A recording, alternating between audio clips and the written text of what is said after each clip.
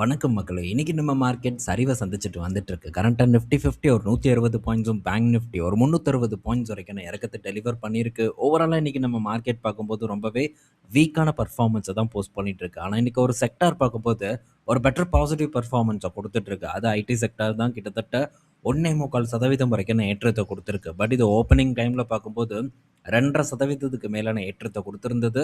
So, அங்கேயும் பார்த்தீங்கன்னா, gain எல்லாம் அப்படியே காத்துல கரைஞ்சிட்டு வந்துட்டுருக்கு. ஸோ, டிசிஎஸ் எல்லாம் இப்போ நெகட்டிவ்க்கே போயிருச்சு. அது ஒரு 2% பாசிட்டிவா இருந்தது. பட் இப்போ நெகட்டிவா ட்ரேட் ஆயிட்டு இருக்கு. விப்ரோ இப்போ வெறும் 1.5% வரைக்கான ஏற்றத்த தான் குடுத்துருக்கு.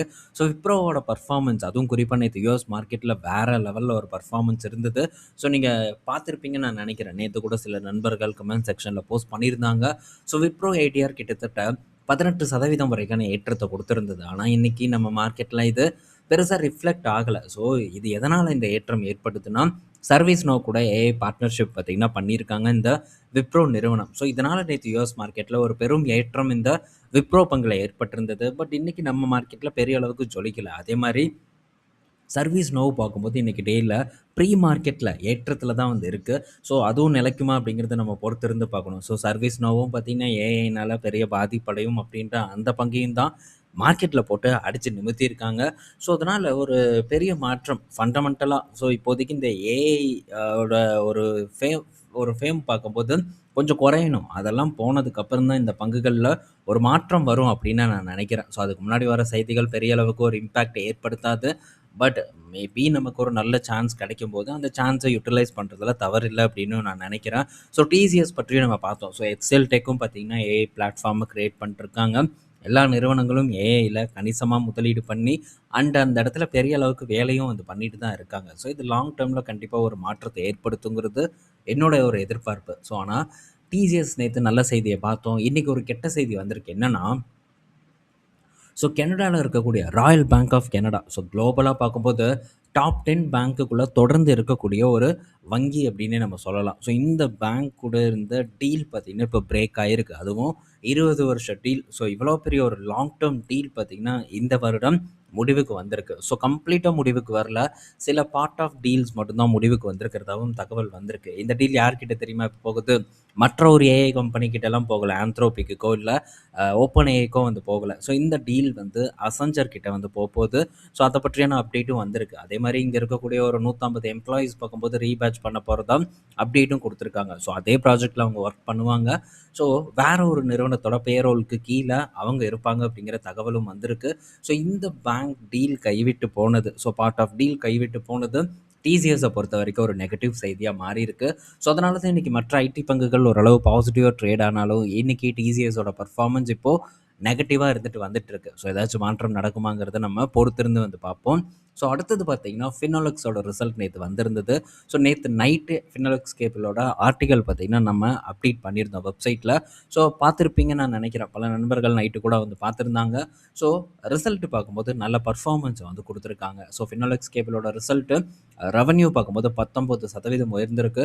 ப்ராஃபிட் 713 கோடியா வந்து இருக்கு. ஸோ இந்த வருடம் இயர் ஆன் இயர் ப்ராஃபிட் அப்படின்னு நம்ம பார்க்கும்போது, ஃபினோலெக்ஸ் கேபிளோட லாபம் வந்து பெருசா வந்து உயரல. அது நம்ம கண்டிப்பா நோட் பண்ண வேண்டிய ஒரு விஷயம் தான். ஆனா, குவார்டர் ஆன் குவார்டர் பெர்ஃபார்மன்ஸ் பெட்டரா இருக்கு. ஸோ இவங்களுடைய என்ன காரணத்தினால இவங்க ப்ராஃபிட் இதா இருக்கு. ஸோ இன்னும் பல விஷயங்கள பார்த்தீங்கன்னா, இந்த ஆர்டிக்கல்ல நான் தெளிவா டிஸ்கஸ் பண்ணியிருக்கேன். ஸோ இத நீங்க படிச்சு பார்க்கும்போது உங்களுக்கு இன்னும் வந்து புரிதல் ஏற்படும். நெறைய டைம் ஸ்பெண்ட் பண்ணி இத நேத்து நான் போடும்போதே கிட்டத்தட்ட 12:30 மணிக்கிட்ட இருக்கும். ஸோ இத நான் அப்லோட் பண்ணும்போது. ஸோ அவ்வளோ நேரம் பார்த்தீங்கன்னா, இந்த இடத்துல நான் ஒர்க் பண்ணி தான் வந்து போட்டிருக்கேன். ஸோ இது ஆல்ரெடி நான் ஃபோக்கஸ் பண்ண பங்குங்கிறனால, என்னால டக்குன்னு வந்து ஒரே நாள்ல இந்த ஆர்டிக்கிள கிரியேட் பண்ண முடிஞ்சது. மேபி இது புது பங்கா இருந்தா டெஃபினட்டா எனக்கு டைம் எடுத்திருக்கும். ஸோ அதனால உடனுக்குடன் போடலாம். ஸோ பல வெப்சைட்லயும் இல்ல இந்த தகவல் அப்படிங்கிறதுக்காக, ஸோ நேத்து நைட்டே வந்து அப்டேட் பண்ணேன். பல வெப்சைட்ல இந்த அளவுக்கு ரிசல்ட்ட வந்து டிஸ்கஸும் பண்ண மாட்டாங்க. ஸோ டீட்டெயில்டான ஒரு அப்டேட் இருக்கு. அண்ட் எதிர்கால வளர்ச்சிய பற்றியும் பார்த்தீங்கன்னா, அந்த இடத்துல நான் கிளீனா வந்து டிஸ்கஸ் பண்ணியிருக்கேன். ஸோ வேணும்னா செக் பண்ணி பாருங்க. ஸோ இந்த காலாண்டு பெர்ஃபார்மன்ஸ் பார்க்கும்போது, ஸோ நல்ல ஒரு பெர்ஃபார்மன்ஸா தான் இருக்கு. 224 கோடி ப்ராஃபிட் போஸ்ட் பண்ணியிருக்காங்க.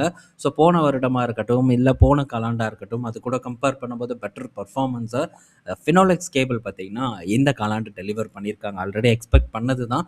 ஸோ எக்ஸ்பெக்ட் பண்ண ஒன்றை பார்த்தீங்கன்னா ஃபினோலெக்ஸ் கேபிள் கொடுத்துருப்பது ஒரு நல்ல விஷயமா வந்து நான் பார்க்குறேன். ஸோ பார்ப்போம் ஃபர்தராக இந்த பர்ஃபார்மன்ஸ் நல்லா இருக்கும் அப்படிங்கிற ஒரு எதிர்பார்ப்போட நம்மளும் வெயிட் பண்ணுவோம்.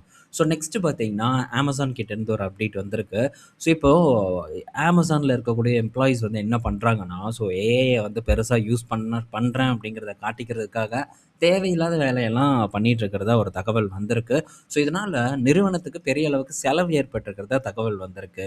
ஸோ முக்கியமான ஒரு ஒரு வேலைக்கு மட்டும் பயன்படுத்தாமல் எல்லா விஷயத்துக்கும் சம்மந்தமே இல்லாமல் எல்லா விஷயத்துக்கும் பயன்படுத்தி நான் ஏஐ வந்து பெருசாக யூட்டிலைஸ் பண்ணுறேன் அப்படிங்கிறத அவங்களுடைய டூல் மூலியமா காட்டிட்டு இருக்காங்க.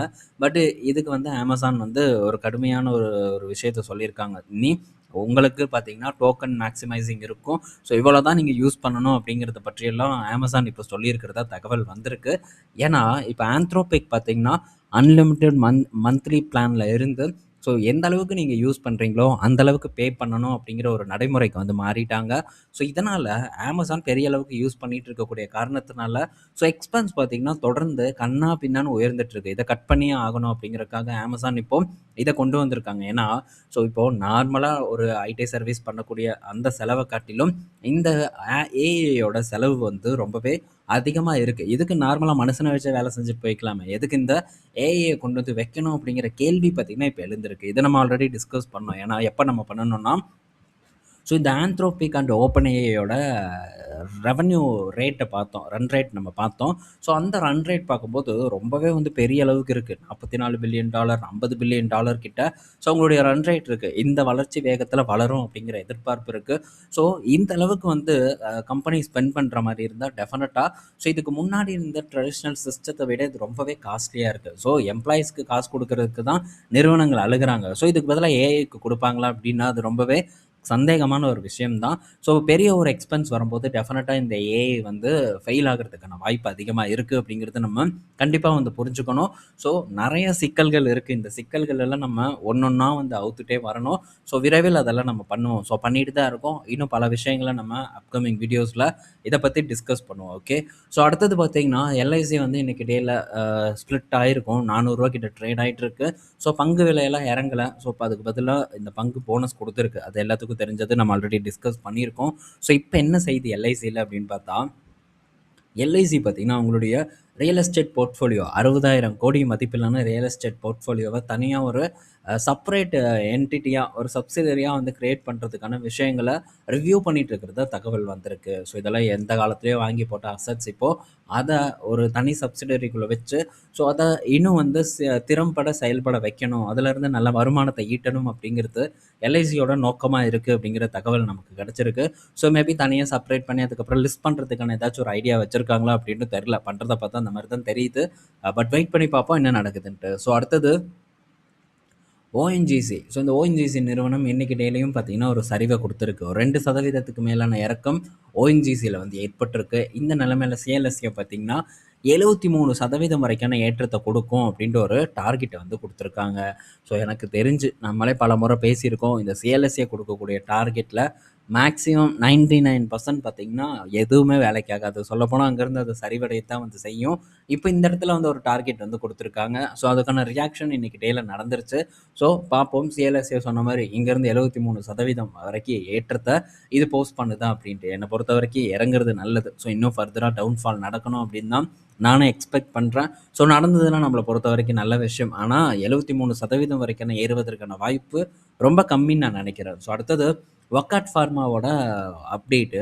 வக்காட் ஃபார்மாவுக்கு பார்த்தீங்கன்னா சிடிஎஸ்சிஓ இந்தியாவில் இருக்கக்கூடிய இந்த ட்ரக் ரெகுலேட்டரி பார்த்தீங்கன்னா இந்த சைனிஸ்ட்கான அப்ரூவலை வந்து கொடுத்துருக்காங்க.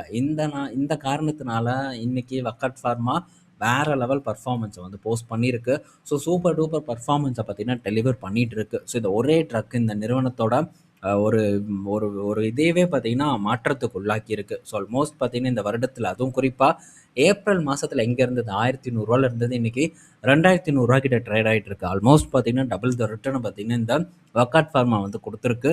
ஸோ நல்ல பர்ஃபார்மன்ஸை பார்த்தீங்கன்னா போஸ்ட் பண்ணிகிட்டு இருக்கு இந்த சிங்கிள் ட்ரக் அப்டேட்னால. ஸோ இந்த பர்ஃபார்மன்ஸ் நீண்டு இருக்கா அப்படிங்கிறதெல்லாம் நம்ம வெயிட் பண்ணி பார்க்கணும். ஸோ இதை பற்றி டீப்பாக டிஸ்கஸ் பண்ணணும், டீப்பாக செக் பண்ணணும் அப்படின்னு நான் நினச்சேன். பட் அதுக்கான ஒரு சந்தர்ப்பம் அமையலை. ஸோ அதனால் இந்த பங்கும் பார்த்தீங்கன்னா ஒரு பர்ஃபார்மன்ஸை கொடுத்துட்டு மேலே போயிடுச்சு. இது மட்டும் இல்லை, ஸோ இதே மாதிரி நெறைய விஷயங்கள் பார்த்தீங்கன்னா, போதிய நேரம் இல்லாத காரணத்தினால, அண்ட் இத பார்க்கும்போது நம்ம அடுத்தடுத்து வேற விஷயங்கள பார்க்கறதுனால, ஸோ பல ஆப்பர்ச்சுனிட்டீஸும் பார்த்தீங்கன்னா கைவிட்டு போயிருக்கு.